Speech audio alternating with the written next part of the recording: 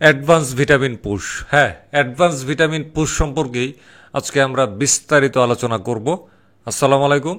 আশা করি আপনারা প্রত্যেকে নিশ্চয়ই ভালো আছেন, সুস্থ আছেন এবং নিরাপদে আছেন। আজকে আমরা কথাবার্তা বলবো বাংলাদেশে ডিসেম্বর 2024-এ হোন্ডা অফিসিয়ালি কি মোটরসাইকেল বিক্রি করেছে, সেগুলোর দাম কতর উপরে পর্যালোচনা। দাম কত সেটা আমি বলবো না, সেটা দিয়ে দেব ডেসক্রিপশন বক্সে, সেখান থেকে একটু দেখে নেবেন। আমরা শুধু আলোচনা করব দামের উপরে পর্যালোচনা বা দামের উপরে রিভিউ। চলেন আমরা আমাদের কথাবার্তা শুরু করি। পর্যালোচনার 1 নাম্বার পয়েন্ট সেটা হচ্ছে কি, হোন্ডার নভেম্বর 2024-এ বাংলাদেশে অফিসিয়ালভাবে যে সমস্ত মোটরসাইকেল বিক্রি হয়েছে, যে দামে বিক্রি হয়েছে 99% সেই দামই আছে ডিসেম্বর 2024-এ।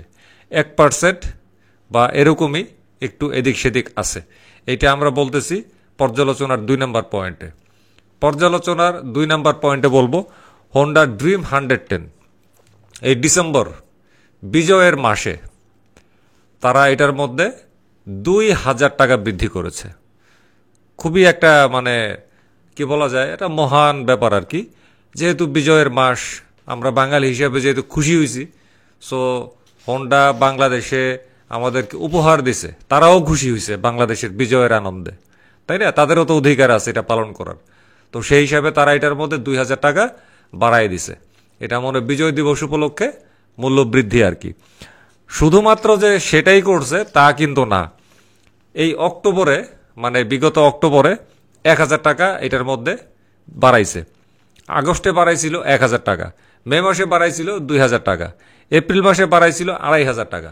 সব সেটিং ফেটিং দেওয়ার পরে এইটা ডিসেম্বর 2024-এ তারা বিক্রি করছে 1,18,000 টাকায়। কত ধরনের ভিটামিন এটার মধ্যে যে পুশ করছে বলার বাইরে।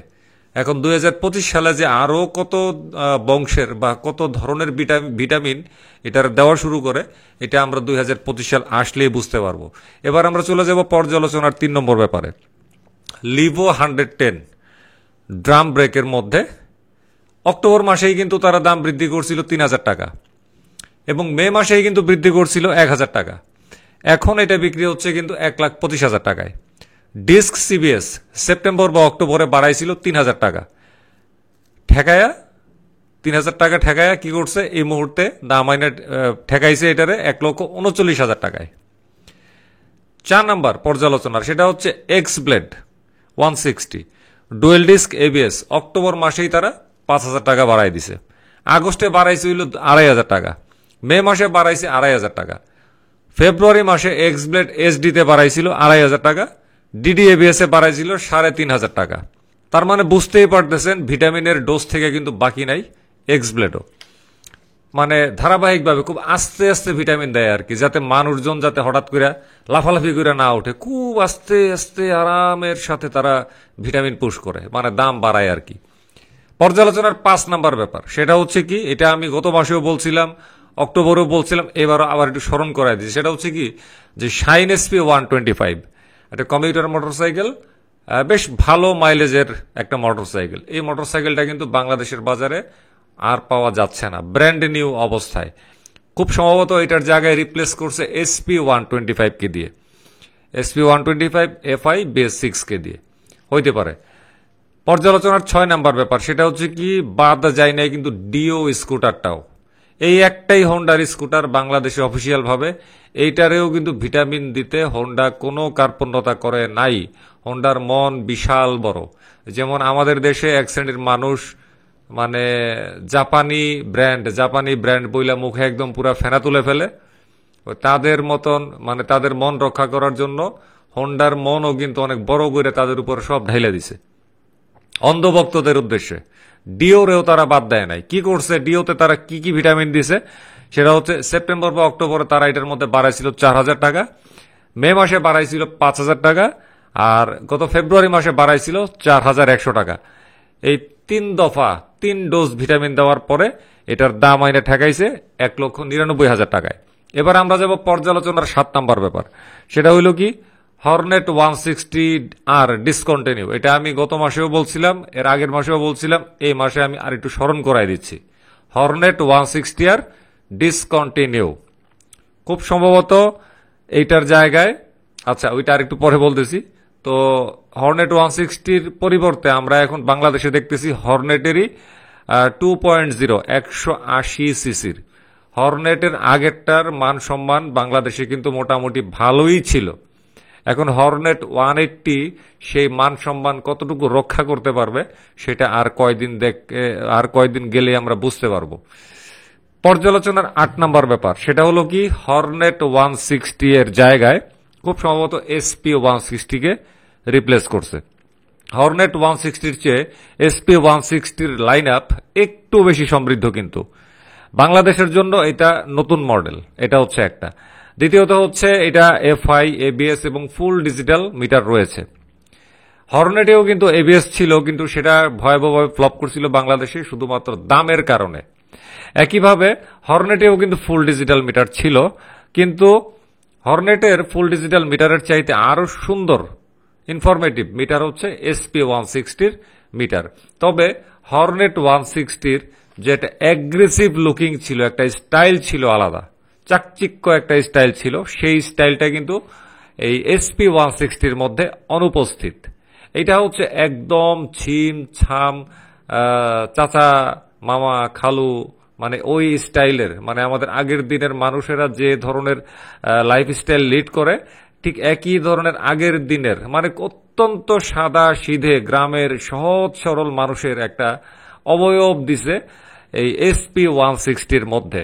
আমি জানি না ইয়াং জেনারেশন এই মোটরসাইকেলটা কেমন পছন্দ করতেছে। আমার মনে হয় না যে তরুণ প্রজন্ম হর্নেটকে যেভাবে লুইফানি ছিল তার লুকের কারণে এসপি 160-কে তারা সেইভাবে মনে হচ্ছে লুফে নিচ্ছে না, বা নিতে কষ্ট হচ্ছে।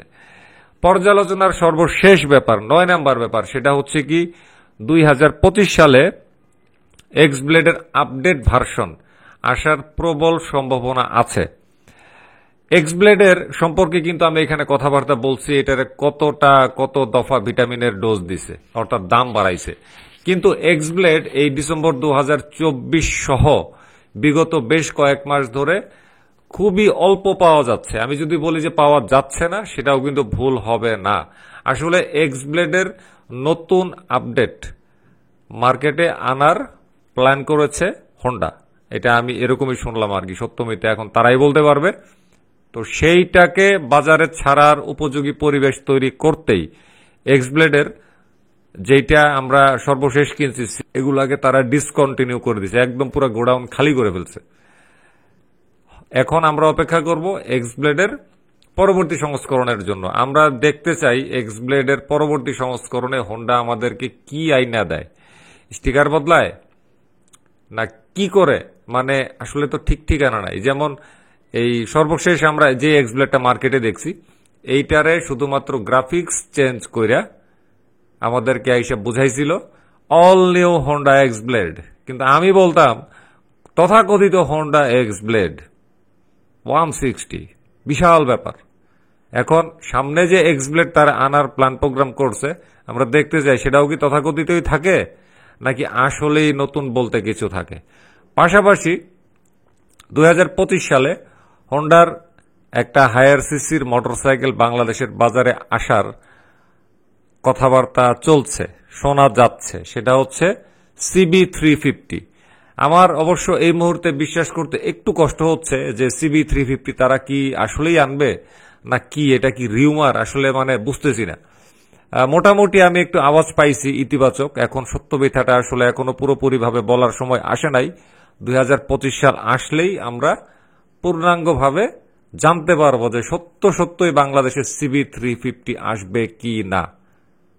এই যে শুনলেন সিবি 350-র ব্যাপারে একটা পূর্বাভাস, এটা শোনার পরে আপনার কাছে কি মনে হয়েছে? সিবি 350 কি আপনি ক্রয় করার প্রস্তুতি নিয়ে ফেলবেন, নিবেন?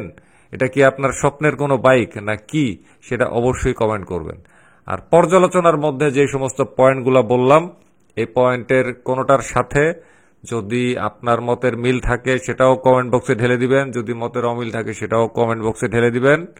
গণতান্ত্রিক বাংলাদেশ, মতের মিল মতের অমিল সবই থাকতে হবে, নাইলে কিন্তু খেলাই হবে না। আরেকটা কথা বলি, বিড়াল কালো হোক আর সাদা হোক এটা কিন্তু কোনো ফ্যাক্টর না।